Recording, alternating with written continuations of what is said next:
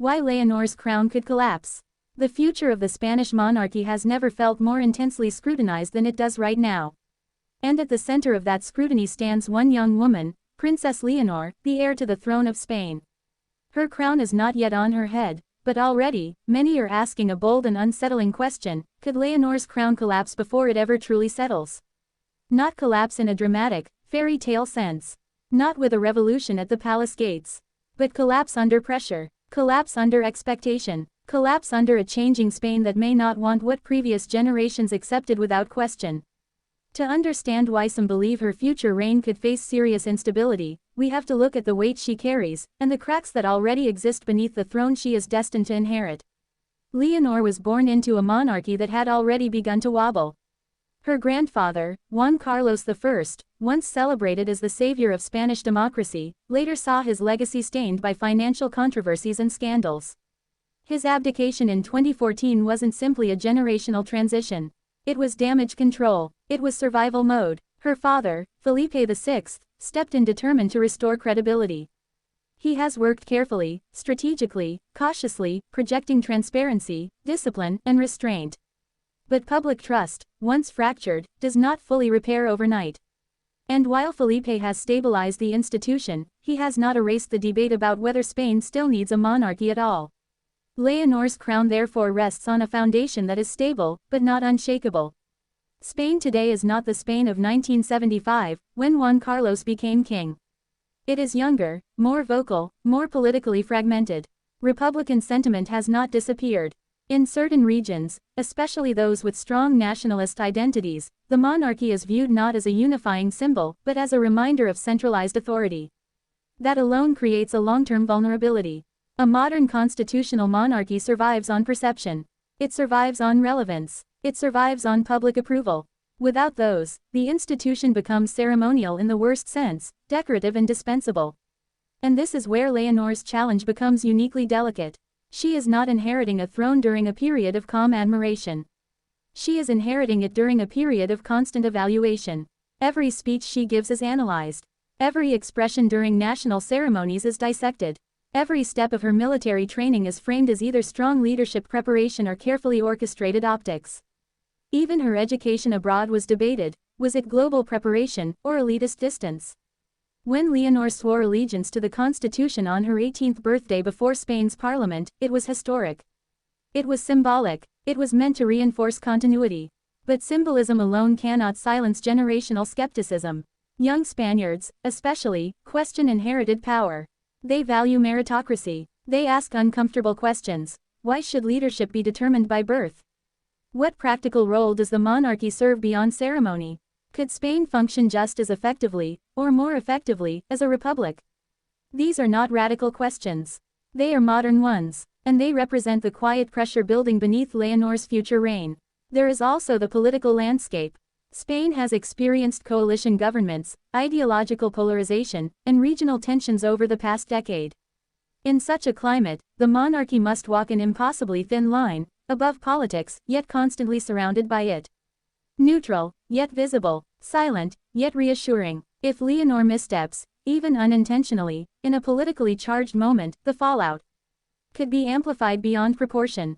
Unlike elected leaders, she will not have the option to campaign, explain, or defend herself politically. A monarch's greatest weapon is restraint, but restraint can also look like distance. And distance is dangerous in a digital age. Social media has transformed how institutions are judged. Viral clips shape narratives in seconds. A poorly interpreted facial expression can trend for days. A speech lacking emotional warmth can be reframed as cold detachment. Leonor belongs to the first generation of European heirs raised fully in the digital era. Her reign, when it comes, will not be filtered through traditional media alone. It will be dissected by influencers, commentators, meme culture, and online activism. That creates fragility. Then there is the burden of comparison. She will inevitably be compared to her father, who is measured and composed. She will be compared to her grandfather, who was charismatic in his early years. She will be compared to other young European royals, each operating within different political climates. But comparisons ignore context. Leonor's context is uniquely complex. She must be traditional enough to preserve continuity, yet modern enough to feel relevant. She must embody stability without appearing rigid. She must represent unity in a country that does not always feel united. And perhaps most difficult of all, she must remain human while living as a symbol. That psychological weight alone could fracture lesser individuals. Imagine knowing that every friendship, every romantic relationship, every personal decision carries institutional implications. A misjudged partner could become a constitutional debate. A personal mistake could be magnified into a national crisis. Unlike elected leaders, who eventually step down, a monarch carries their role for life. There is no political reset button. There is also the economic factor. Monarchies across Europe justify their existence partly through soft power, diplomacy, tourism, international representation. If Spain faces prolonged economic hardship, criticism toward public spending on the royal household could intensify. In times of prosperity, symbolism is tolerated. In times of austerity, it is scrutinized. Leonor will have to navigate not only political legitimacy but financial optics. And yet, collapse is not inevitable. In fact, the very pressures surrounding her could become her greatest strength. Her military training, for example, sends a deliberate message of duty and service. It aligns her with national defense, constitutional loyalty, and institutional continuity. It builds credibility beyond ceremony. Her speeches, though carefully written, have shown increasing confidence. Observers note composure, linguistic precision, and emotional restraint. These qualities matter in a constitutional monarch. But here is the critical question: will competence be enough in an era that demands connection? The survival of modern monarchies depends less on authority and more on emotional resonance. People must feel represented, not ruled. They must feel that the crown reflects them, not towers above them. If Leonor can embody humility, approachability, and authenticity while maintaining institutional dignity, her reign could strengthen the monarchy rather than weaken it. But if she becomes perceived as distant, scripted, or overly insulated, the slow erosion of relevance could begin. Monarchies rarely fall overnight in modern Europe.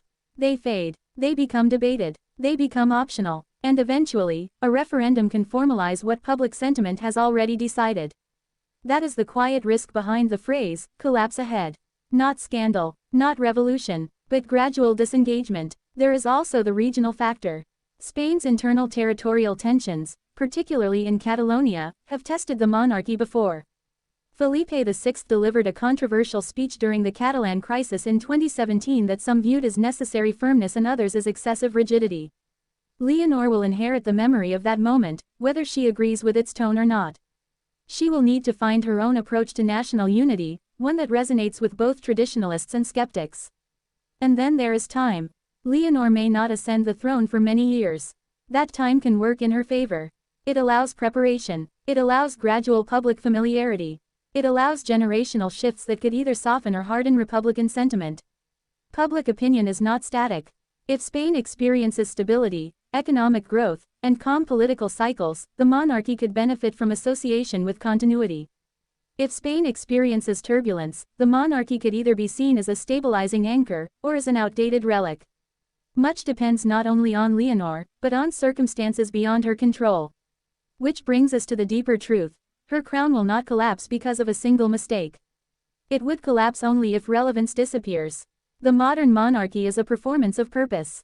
Every appearance, every speech, every act of service reinforces an invisible contract with the public: we exist because you believe we should. As long as that belief holds, even moderately, the crown stands. If that belief erodes across generations, reform becomes inevitable. So when commentators ask whether Leonor's crown could collapse, they are really asking something larger. They are asking whether hereditary monarchy can sustain emotional legitimacy in a 21st century democracy. It is not a question unique to Spain. But in Spain, it carries historical sensitivity, political complexity, and generational urgency. Leonor's story is still unfolding. She has shown discipline. She has shown composure. She has shown willingness to undergo demanding preparation. Those are not small indicators. Yet the real test will not come in ceremonial halls or military academies. It will come in moments of crisis. In moments of social tension. In moments when silence feels safe but leadership demands presence. If she can balance restraint with warmth, tradition with evolution, symbolism with sincerity, her crown will not collapse. It will adapt, but adaptation requires courage, the quiet courage to modernize without alienating tradition. The Spanish monarchy has survived wars, dictatorship, abdications, and scandals. It has reinvented itself before. Whether it can reinvent itself again may depend largely on the young woman preparing, patiently and publicly, for a role she did not choose but must define. So will Leonor's crown collapse? The honest answer is this: it could, if relevance fades, if connection weakens, if public trust erodes across generations. But it could also endure, if she transforms expectation into opportunity and scrutiny into strength. The crown does not collapse from weight alone. It collapses when belief disappears. And for now, belief, though debated, still exists. The future of Spain's monarchy is not written in stone. It is written in perception, performance, and time. And Leonor's greatest challenge will not be wearing the crown. It will be proving, day after day, why it still matters. If the first part of this story asks whether the crown could collapse, then the second part asks something even more revealing: what would actually trigger it, and what could prevent it? Because collapse in a modern constitutional monarchy does not begin with outrage. It begins with indifference. For Princess Leonor, the real battlefield will not be loud protests in the streets. It will be quiet disengagement, a generation slowly deciding the monarchy is irrelevant. A slow drift in national consciousness where the crown becomes ceremonial in the most fragile sense of the word, symbolic but no longer meaningful. And this is where the pressure intensifies. Spain today operates under a constitutional framework established in 1978, a document that restored democracy after dictatorship and redefined the monarchy as neutral, parliamentary, and bound by law. Leonor has already publicly pledged loyalty to that constitution. But constitutions survive not only through legal text, they survive through cultural commitment. If future generations reinterpret what democracy should look like, the monarchy's role could be re-examined in ways no royal training fully prepares someone for. There is also the emotional factor. The Spanish monarchy once represented stability after chaos. Juan Carlos I was initially seen as the architect of democratic transition. But historical memory shifts. Younger Spaniards did not live through that era. Their emotional attachment is not rooted in gratitude for a transition they never personally experienced. That changes the psychology of legitimacy. Leonor cannot rely on inherited historical goodwill. She must create her own narrative. Her father, Felipe VI, has emphasized discipline and integrity as pillars of renewal. Leonor will likely have to go further, not just preserving stability, but actively embodying social empathy. Modern monarchs are expected to feel accessible. And accessibility is complicated when your life is guarded, structured, and symbolically elevated. If she appears too distant, she risks reinforcing the argument that monarchy is disconnected from everyday citizens. If she appears too informal, she risks undermining the mystique that gives monarchy its symbolic power. That balance is razor thin. Then comes the issue of identity politics and regional sentiment.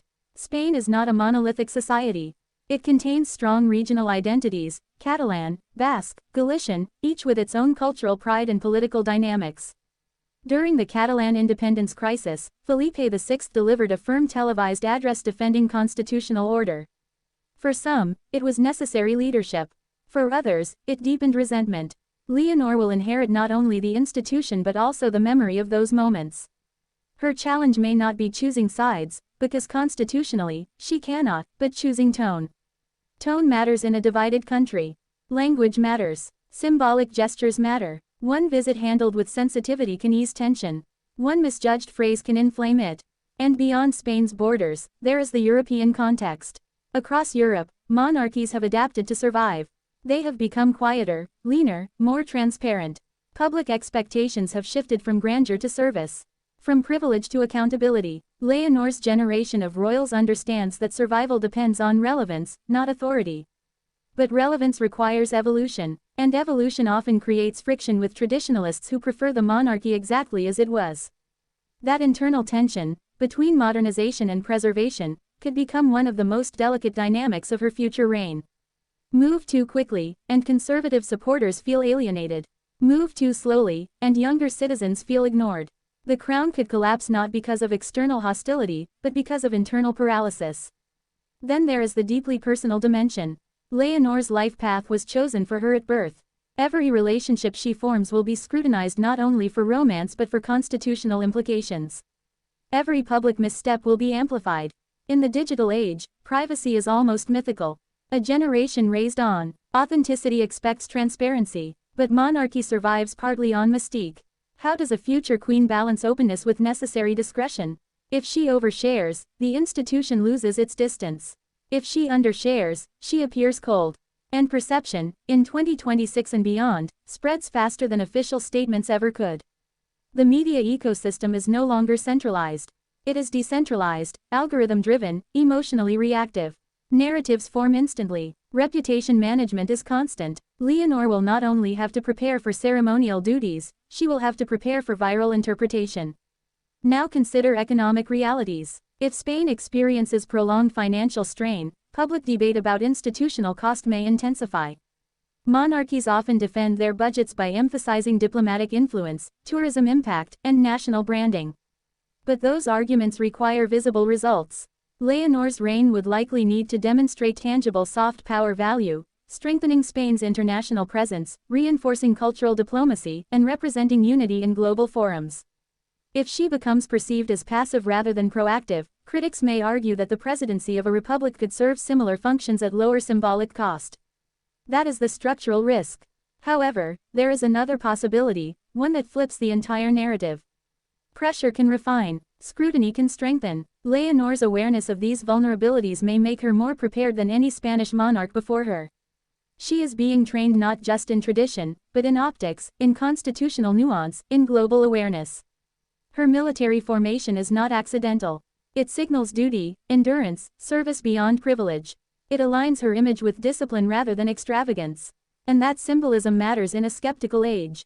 If she continues projecting composure while gradually showing emotional intelligence, empathy during crises, visible engagement with youth issues, attentiveness to regional diversity, she could reshape the monarchy's narrative from inherited authority to earned respect.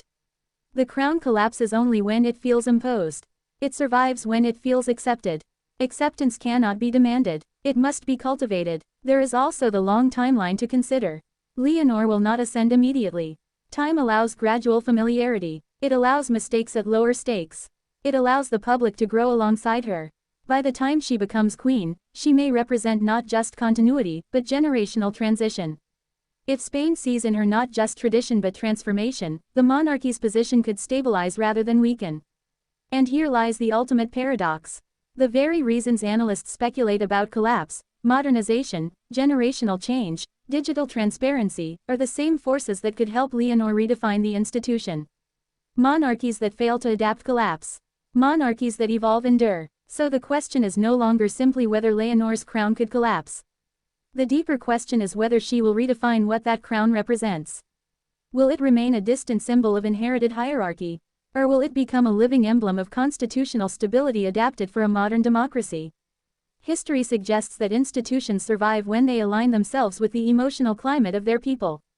If Leonor listens carefully, not just to advisors, but to the cultural pulse of Spain, her reign could become a stabilizing chapter rather than a closing one.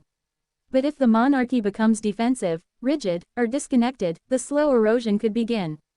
Collapse is rarely explosive in 21st century Europe. It is gradual, it is procedural, it is voted on, and it happens only after the symbolic contract between crown and citizen has quietly dissolved. For now, that contract still exists, tested, debated, but intact. Leonor stands at the intersection of legacy and expectation. The crown above her future is heavy, yes. But it is not cracked beyond repair. Whether it collapses or consolidates will depend less on inherited power, and more on earned trust. And in a democracy, trust is the only foundation that truly holds. In the end, the idea that Leonor's crown could collapse is not really about scandal, nor about a single dramatic moment that changes everything overnight. It is about something far quieter, and far more powerful. It is about belief. For Princess Leonor, the crown she is destined to wear is not forged only in gold. It is forged in public confidence. And confidence is fragile in a 21st century democracy. Spain no longer accepts institutions simply because they exist. It evaluates them, questions them, measures their relevance. The monarchy survives today not because it commands power, but because it retains consent.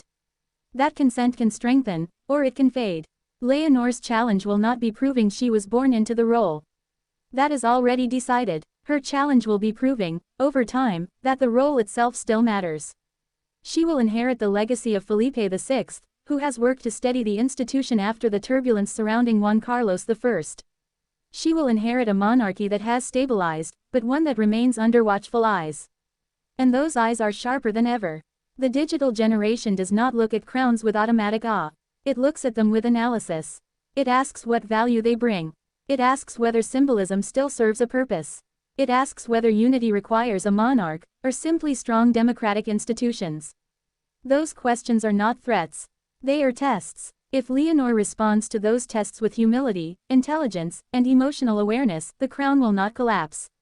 It will transform. It will adapt. It will represent a new chapter of constitutional monarchy, one rooted not in inherited reverence but in earned respect. But if the monarchy fails to connect, fails to evolve, fails to reflect the realities of modern Spain, then collapse would not come as a thunderclap. It would come as a whisper. A gradual fading of relevance. A slow shift in public imagination towards something different. Monarchies in the modern era do not fall because people are angry. They fall because people stop caring. That is the quiet risk ahead. Yet there is another possibility, one just as real. Leonor represents generational renewal. She represents a bridge between tradition and tomorrow. If she continues to prepare with discipline, to speak with sincerity, and to appear not above Spain but alongside it, she could solidify the monarchy's place for decades to come. The crown's future is not predetermined. It will not be decided in a single speech, a single crisis, or a single headline. It will be decided slowly, through consistency, through empathy, through visible commitment to the people she will one day serve. So will Leonor's crown collapse. Only if it loses meaning. And meaning is not something granted by birth. It is something built, carefully, patiently, and publicly. The story of Spain's monarchy is still being written. And Leonor's chapter has only just begun. Whether that chapter ends in erosion or endurance will depend on one simple truth. In the modern world, a crown stands not because it is worn, but because it is believed in.